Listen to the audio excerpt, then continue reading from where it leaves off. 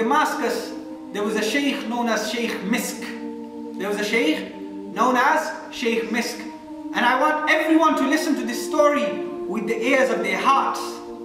Right? Why was he known as Sheikh Misk? Misk is one of the most expensive and one of the most precious and one of the most fragrant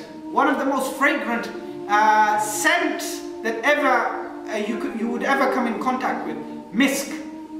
Why his name wasn't Sheikh Misk, but he became known as Sheikh Misk. Why did he become known as Sheikh Misk? One day, he was a humble man. One day he was at home and someone knocks his door. He opens the door and it was a lady. It was a lady. This lady forced her way into the Sheikh's house. This lady, what did she do? She forced her way into the Sheikh's house. And this lady was an evil woman. She was an evil woman. She forced herself into the Sheikh's house.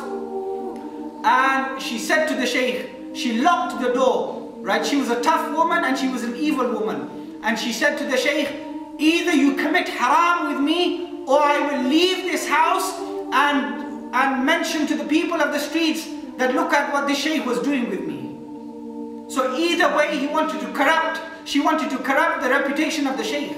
She forced herself into the Sheikh's house and she said to him, either you do haram with me, either you have relationship with me and have haram with me, or I will leave this house and I will say to the people that this Sheikh, look, he forced me into his house and he wanted to commit haram with me. Now the Sheikh was a very pious man. He's stuck. What does he do? If he says no, she will go out of the house and ruin his reputation. If he says yes, he will commit haram. Both are equally bad for the Sheikh. So what does he do? He was a man of sincerity. He was a man of goodness. He wasn't a man who was going to give his religion cheap. He wasn't a lowly person. He was a person who had seen the Jamal of Sayyidina Muhammad sallallahu alayhi wasallam. He was a person whose heart was captured by the absolute beauty of the Divine Jalla Jalaluhu. He was a person who would stand at night, in the dark nights, calling upon his Lord, Ya Allah, Ya Allah. He was a person when eyes would go to sleep, he would stand. He was a person when people would be eating and drinking, he would be fasting for the sake of his Lord. So what does he do? He said to the woman, he said, fine. He said, I'm ready. Just let me go to the bathroom. Let me go to the bathroom and I'll be back. What did he say? He said, let me go to the bathroom and I'll be back. It wasn't a quick exit. Listen to what the Sheikh did. He went to the bathroom and he relieved himself.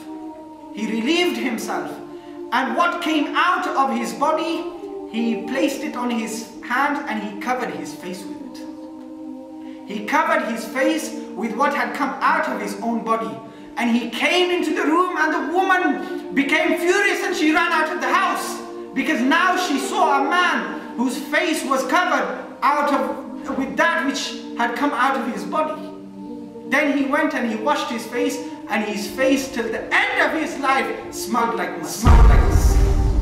Till the end of his life, his face smelled like musk. And I can swear by Allah that his grave also smells like musk.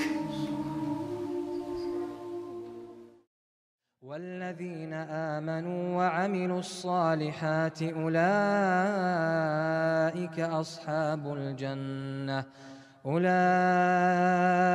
أصحاب الجنة هم فيها خالدون.